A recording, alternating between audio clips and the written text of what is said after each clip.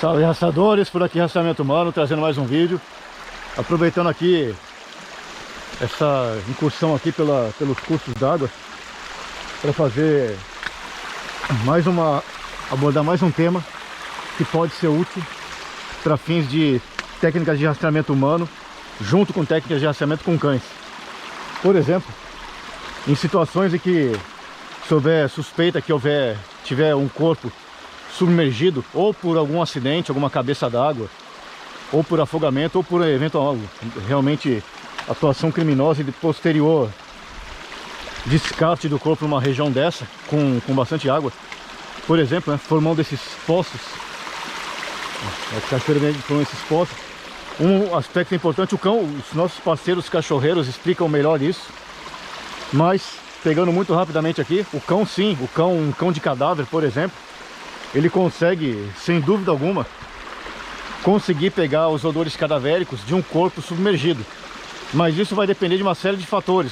Os parceiros cachorreiros que atuam conosco, eles explicam melhor isso.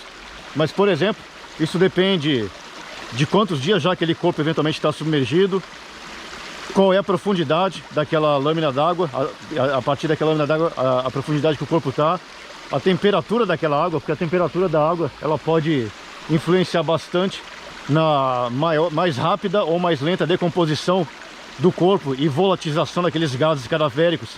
Portanto, depende de uma série de fatores. Portanto, se for uma água, por exemplo, nós explicamos melhor isso presencialmente e os nossos parceiros cachorreiros explicam melhor ainda. Se for um ambiente com água mais quente, a tendência é que a decomposição seja mais rápida. Se for com água mais fria, a decomposição, a tendência é ser mais vagarosa.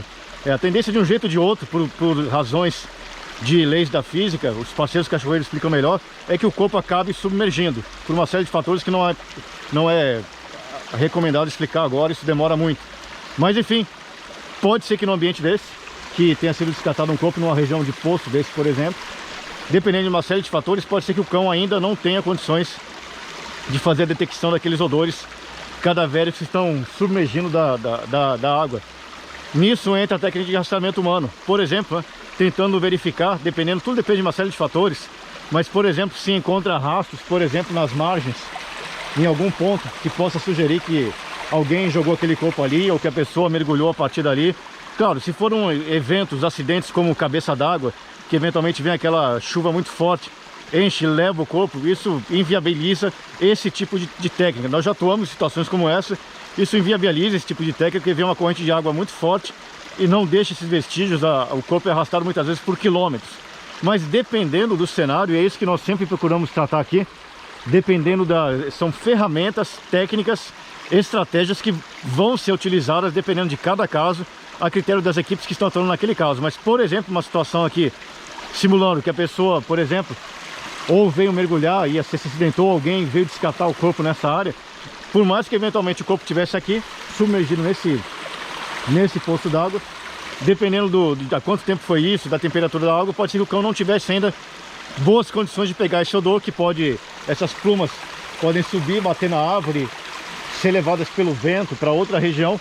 Pode ser que as equipes de rastreamento humano, por exemplo, fazendo o vasculhamento da área, consigam identificar alguns vestígios, especialmente nessas encostas, que possam indicar que a própria pessoa que veio fazer um mergulho, fazer uma atividade aqui, se acidentou, ou que alguém que jogou propositalmente aquele corpo.